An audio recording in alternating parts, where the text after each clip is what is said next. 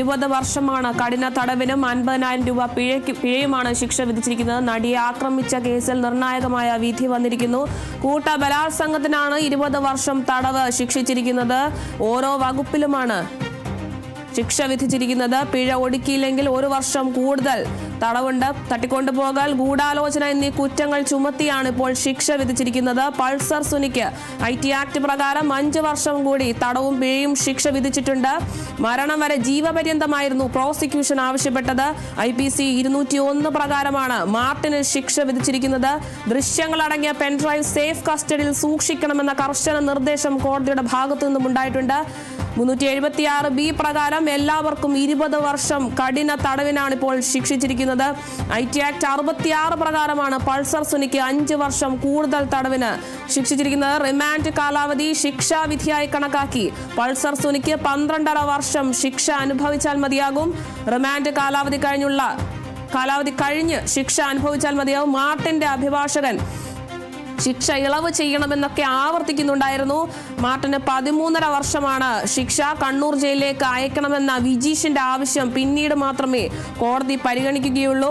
പ്രത്യേക അപേക്ഷയായി പിന്നീടായിരിക്കും ആ ഒരു ആവശ്യം പരിഗണിക്കുക. ബാക്കിയുള്ള പ്രതികൾക്ക് 15 വർഷത്തോളം കിടക്കേണ്ടി വരും. വിയൂർ ജയിലിലേക്ക് എല്ലാ പ്രതികളെയും മാറ്റും. വിധികെട്ട് മാർട്ടിൻ പൊട്ടിക്കരയുന്നൊരു സാഹചര്യവും ഉണ്ടായിരുന്നു. പ്രതികളെ എല്ലാം വിയൂർ ജയിലിലേക്ക് അയക്കും. 20 വർഷം കഠിന തടവും 50,000 രൂപ പിഴയുമാണ് നടിയെ ആക്രമിച്ച കേസിൽ പ്രതികൾക്കുള്ള ശിക്ഷാവിധി.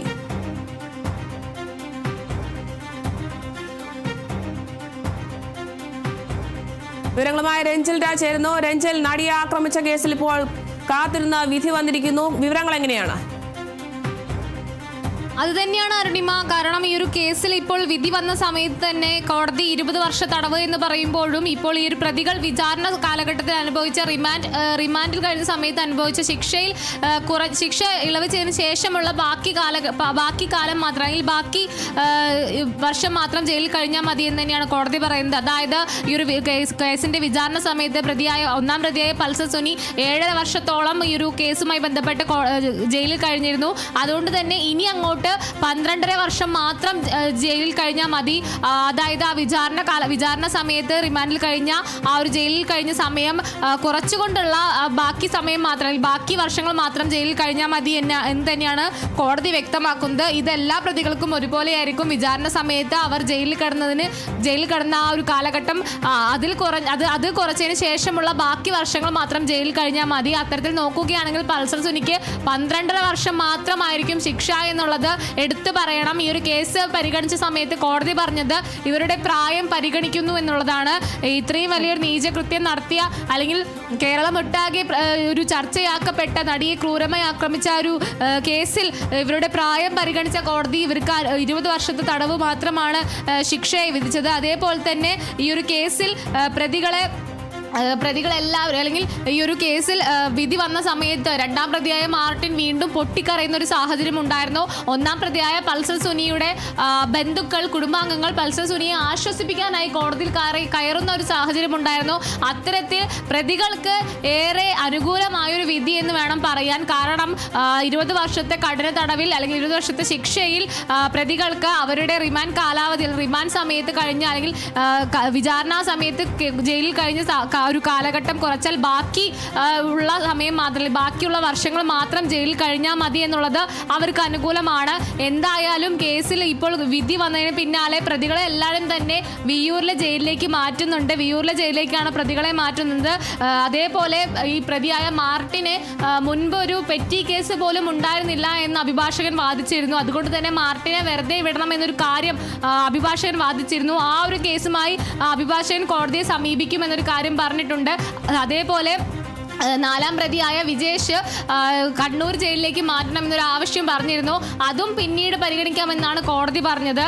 എന്തായാലും കേസിൽ ഇപ്പോൾ എല്ലാ പ്രതികൾക്കും ഒരേപോലെ 20 വർഷത്തെ തടവാണ് ഇപ്പോൾ ശിക്ഷ വിധിച്ചിരിക്കുന്നത്. എന്തായാലും കേസിലെ നിർണായകമായ മെമ്മറി കാർഡ് അതീവമായി സൂക്ഷിക്കണമെന്നൊരു കാര്യം പറഞ്ഞിട്ടുണ്ട്. അത് നഷ്ടപ്പെടുത്തരുത്, അല്ലെങ്കിൽ അത് സൂക്ഷിച്ചു വെക്കണം എന്നൊരു നിർദ്ദേശം കൂടി കോടതി എടുത്തു പറയുന്നുണ്ട്. എന്തായാലും ഈ ഒരു ദൃശ്യങ്ങൾ അടങ്ങിയ പെൻഡ്രൈവ് സേഫായി കസ്റ്റഡിയിൽ വെക്കണമെന്നാണ് കോടതിയുടെ നിർദ്ദേശം. അതേപോലെ തന്നെ ഈ ഒരു കേസിൽ പ്രതികൾ ഇപ്പോൾ വരുന്ന ഒരു വിവരം എന്ന് പറയുന്നത് അപ്പീൽ നൽകുമെന്ന് പ്രോസിക്യൂഷന്റെ ഭാഗത്തു നിന്നും ഒരു നിർദ്ദേശം അല്ലെങ്കിൽ ഒരു കാര്യം മുന്നോട്ട് വെക്കുന്നുണ്ട്. എന്തായാലും നേരത്തെയും പ്രോസിക്യൂഷൻ പറഞ്ഞിരുന്നു ഇത്തരത്തിൽ എല്ലാ പ്രതികൾക്കും ജീവപര്യന്തം അടക്കമുള്ള ശിക്ഷ വിധിക്കണം, എന്തായാലും പ്രതികൾക്ക് കഠിനമായ ശിക്ഷ നൽകണമെന്നൊരു കാര്യം പ്രോസിക്യൂഷൻ ഉന്നയിച്ചിരുന്നു. പക്ഷേ അതൊന്നും തന്നെ നടപ്പിലായില്ല എന്ന് വേണം പറയാൻ. കാരണം ഇപ്പോൾ പ്രതികൾക്ക് വെറും 20 വർഷ തടവ് മാത്രമാണ് ശിക്ഷ വിധിച്ചിരിക്കുന്നത്. അതുകൊണ്ട് തന്നെ ഇതൊരു കേസുമായി മുൻപോട്ട് പോകും അല്ലെങ്കിൽ മേൽക്കോടതിയെ സമീപിക്കുമെന്നൊരു കാര്യം നേരത്തെയും പ്രോസിക്യൂഷൻ പറഞ്ഞിരുന്നു. അത് ഇപ്പോൾ ശക്തമായി തന്നെ മുന്നോട്ട് വെക്കുന്നുണ്ട്. അതായത് ഹൈക്കോടതിയെ സമീപിക്കും, അപ്പീൽ നൽകുമെന്നൊരു കാര്യമാണ് പ്രോസിക്യൂഷന്റെ ഭാഗത്തു നിന്നും വരുന്നത്. നേരത്തെ ഈ ഒരു കേസിൽ വിധി വന്ന സമയത്ത് തന്നെ മന്ത്രി പി രാജീവ് മാധ്യമങ്ങളോട് പ്രതികരിച്ചിരുന്നു. അപ്പീൽ നൽകുന്ന കാര്യത്തെക്കുറിച്ച് ചോദിച്ചപ്പോൾ വിധി പകർപ്പ് ലഭിച്ചതിന് ശേഷമായിരിക്കും അപ്പീൽ നൽകുന്ന കാര്യത്തിൽ സർക്കാർ തീരുമാനമെടുക്കുക എന്നാണ് മന്ത്രി പി രാജീവ് അറിയിച്ചിരുന്നത്. നേരത്തെയും അതിജീവിതയ്ക്കൊപ്പമാണ് സർക്കാർ, അതുകൊണ്ട് തന്നെ കേസുമായി മുന്നോട്ട് പോകും, ഗൂഢാലോചന തെളിയിക്കുന്ന കാര്യവുമായി ബന്ധപ്പെട്ട് മുന്നോട്ട് പോകും, ഹൈക്കോടതിയെ സമീപിക്കും എന്നൊരു കാര്യം പറഞ്ഞിരുന്നു. കേസിലെ പ്രതികളെ കുറ്റക്കാരാണെന്ന് കണ്ടെത്തിയതിന് തൊട്ട് പിന്നാലെ അത് മാത്രം പോരാ, ഇതിന് പിന്നിൽ പ്രവർത്തിച്ചവരെ എന്തായാലും നിയമത്തിന് മുന്നിൽ കൊണ്ടുവരണം എന്നൊരു കാര്യവുമായി ബന്ധപ്പെട്ട് തന്നെ അതിജീവിതയ്ക്കൊപ്പമാണ് തങ്ങൾ എന്ന് പറഞ്ഞുകൊണ്ട് സർക്കാർ മുന്നോട്ട് വന്നിരുന്നു. ആ കാര്യത്തിലാണ് ഇപ്പോൾ മന്ത്രി പി രാജീവിനോട് മാധ്യമങ്ങൾ പ്രതികരണം ചോദിച്ചപ്പോൾ മന്ത്രി പറഞ്ഞത് അപ്പീൽ നൽകുന്ന കാര്യം വിധിപ്പകർപ്പ് കിട്ടിയ ശേഷം തീരുമാനിക്കുമെന്നാണ്. പക്ഷേ വിധിപ്പകർപ്പ് കിട്ടാൻ ഇനിയും നേരം വൈകുമെന്നാണ് ഇപ്പോൾ അറിയുന്നത്. കാരണം ഈ പ്രതികളുടെ മൊഴികൾ കൂടി അതിൽ ആഡ് ഓൺ ചെയ്തതിന് ശേഷമായിരിക്കും ഈ ഒരു വിധിപ്പകർപ്പ് പുറത്തോട്ട് നൽകുക. അതുകൊണ്ട് തന്നെ അത് ഇനിയും സമയം വൈകുമെന്നാണ് കോടതിയിൽ നിന്നും അറിയുന്നത്. എന്തായാലും വിധിപ്പകർപ്പ് കിട്ടിയതിന് തൊട്ട് പിന്നാലെ അപ്പീലുമായി മുന്നോട്ട് പോകാനാണ് സർക്കാർ തീരുമാനം. പ്രോസിക്യൂഷനും അതുപോലെ തന്നെ അപ്പീൽ നൽകുമെന്നാണ് അറിയിച്ചിരിക്കുന്നത്. രഞ്ജൻ, നടി ആക്രമിക്കപ്പെട്ട കേസിൽ 8 വർഷങ്ങൾക്ക് ശേഷം വിധി വന്നിരിക്കുന്നു. 20 വർഷം കഠിന തടവും 50,000 രൂപ പിഴയുമാണ് ശിക്ഷ വിധിച്ചിരിക്കുന്നത്. വാർത്തകളിലേക്ക് തിരികെ എത്താം ഇടവേളയ്ക്ക് ശേഷം.